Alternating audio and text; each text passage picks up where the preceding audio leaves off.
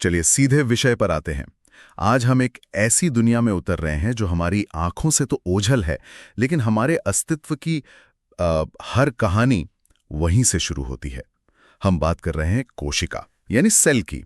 बिल्कुल। हमारे पास RRB, NTPC और एसएससी जैसी परीक्षाओं के लिए तैयार किए गए कुछ बेहतरीन नोट्स हैं, लेकिन हमारा मिशन सिर्फ इन नोट्स को पढ़ना नहीं है। हमारा मिशन है कोशिका को एक शहरे की तरह समझना, उसके हर हिस्से की सैर करना और ये जानना कि ये नन्हा सा शहर आखिर काम कैसे करता है।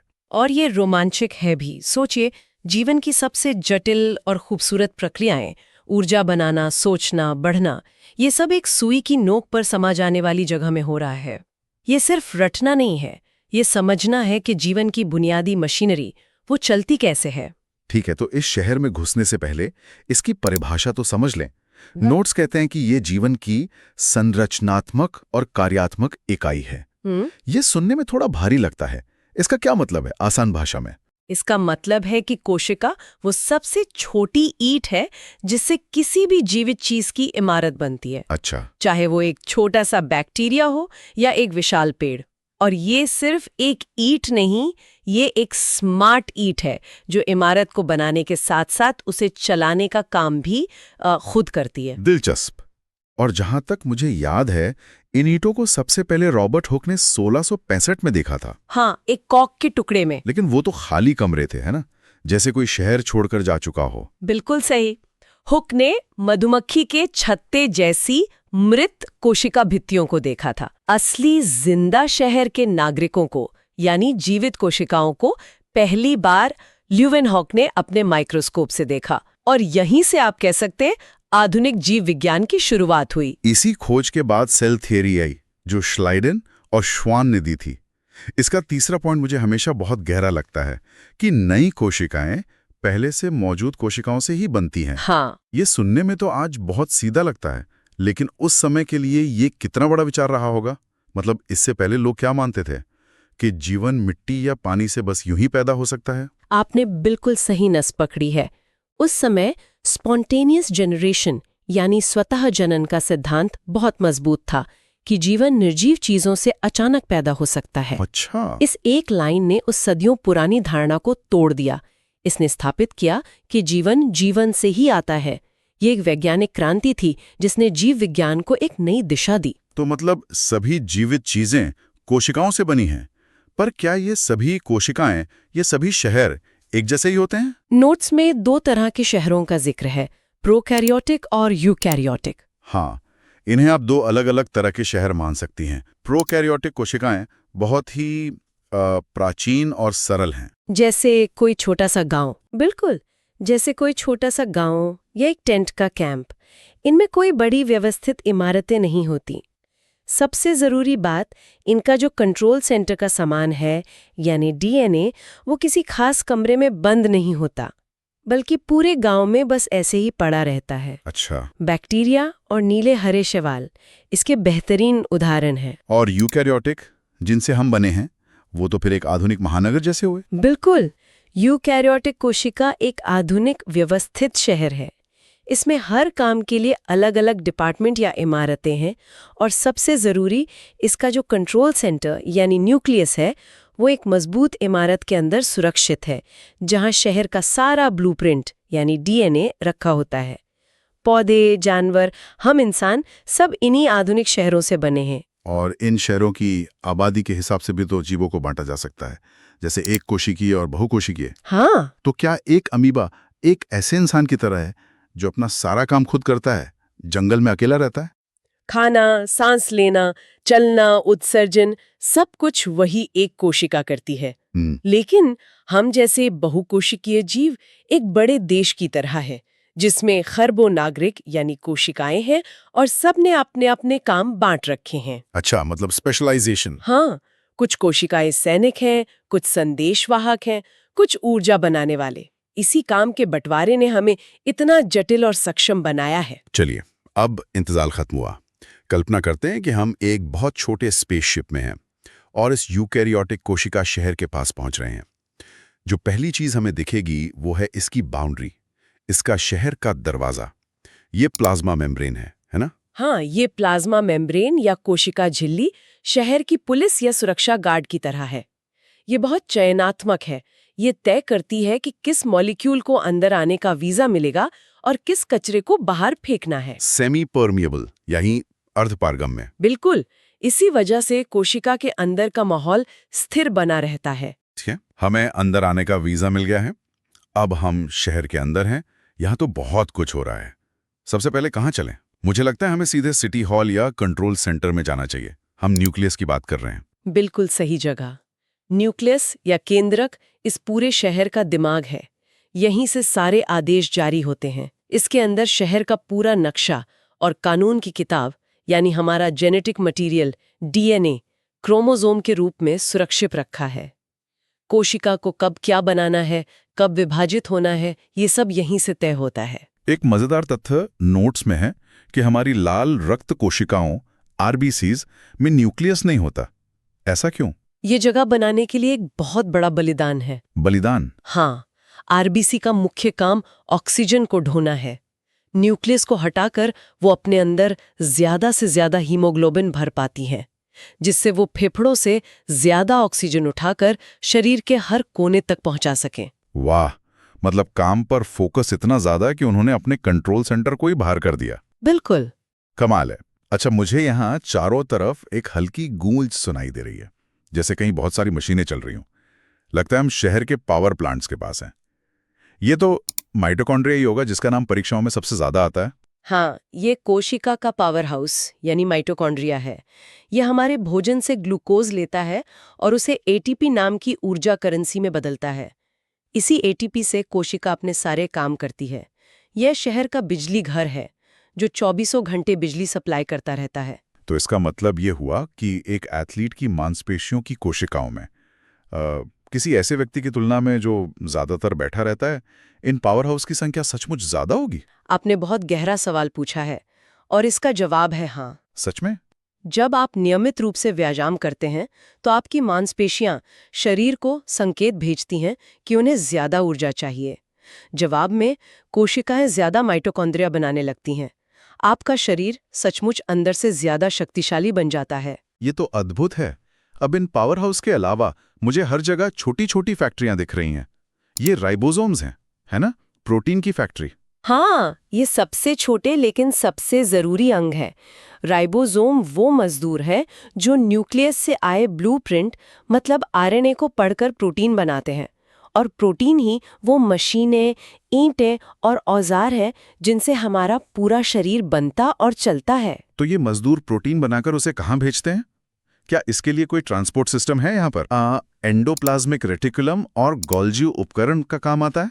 सही कहा? बिल्कुल, ये एक पूरी असेंबली लाइन है। कई राइबोसोम एंडोप्लाज्मिक रेटिकुलम यानी ER नाम के एक चैनल नेटवर्क पर बैठकर प्रोटीन बनाते हैं।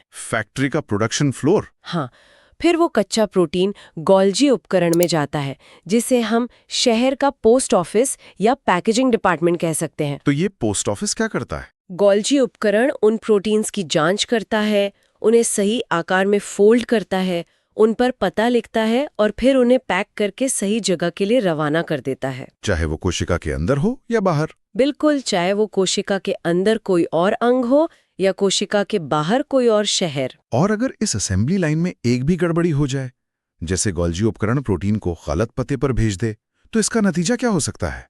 कैसी बीमारियां होती हैं?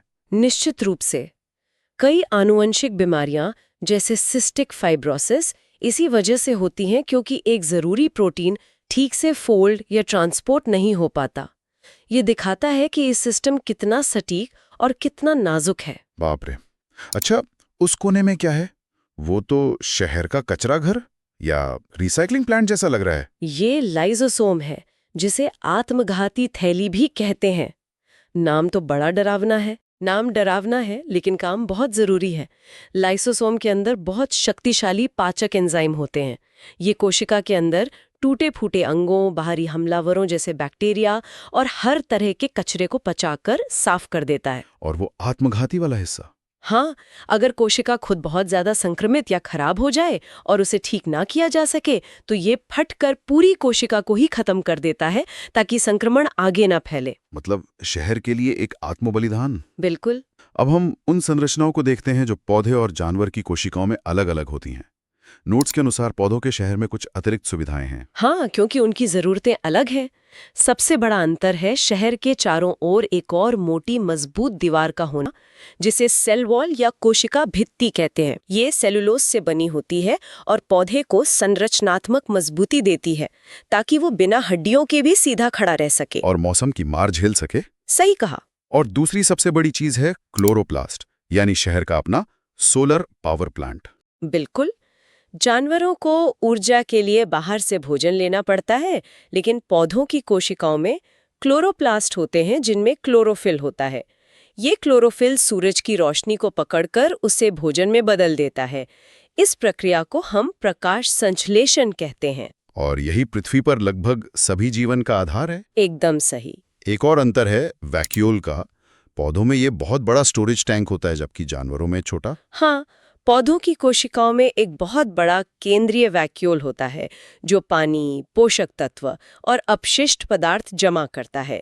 जब ये पानी से भरा होता है तो ये कोशिका भित्ति पर दबाव डालता है, जिससे पौधा मुरझाने के बजाय सीधा और मजबूत रहता है। तो अगर हम इसे बड़े पैमाने पर देखें तो ये सारे अंतर उनके जीवन जीने के तरीके से जुड़े हैं। मतलब ये रटने वाली बात नहीं है। पौधों को एक जगह खड़े रहना है, इसलिए उन्हें सेल वॉल चाहिए। भोजन बनाना है तो क्लोरोप्लास्ट चाहिए। और जानवरों को चलना फिरना है। हाँ, इसलिए उनकी कोशिकाएं ज्यादा लचीली हैं, बिना दीवार के। आपने पूरी बात का सार बता दिया। प्रकृति में रूप हमेशा कार्य का अनुसरण करता है। फॉर्म फॉलोज फंक्शन, ये इसका एक बेहतरीन उदाहरण है। ठीक है, हमने इस अद्भुत शहर की पूरी सैर कर ली है, लेकिन हमारे वो श्रोता जो परीक्षा की तैयारी कर रहे हैं उनके लिए एक क्विक टूरिस्ट गाइड बनाते हैं। कुछ ऐसे कीवर्ड्स हैं जो बार बार पूछे जाते हैं। चलिए एक छोटा सा गेम खेलते हैं। जरूर। अगर मैं कहूं पावर हाउस तो दिमाग में तुरंत क्या आना चाहिए? माइटोकॉन्ड्रिया, प्रोटीन की फैक्ट्री, राइबोसोम, आत्मघाती थैली, लाइसोसोम, शहर का कंट्रोल सेंटर, न्यूक्लियस और सोलर पावर प्लांट जो सिर्फ पौधों के शहर में है, क्लोरोप्लास्ट। बेहतरीन। अब शहर के अंदर और बाहर सामान आने जाने के तरीकों पर भी नोट्स में जोर दिया गया है। 3 तरीके हैं: डिफ्यूजन, ऑस्मोसिस और एक्टिव ट्रांसपोर्ट। इन्हें एक एक करके आसानी से समझा सकती हैं? जरूर। डिफ्यूजन यानी विसरण सबसे आसान है।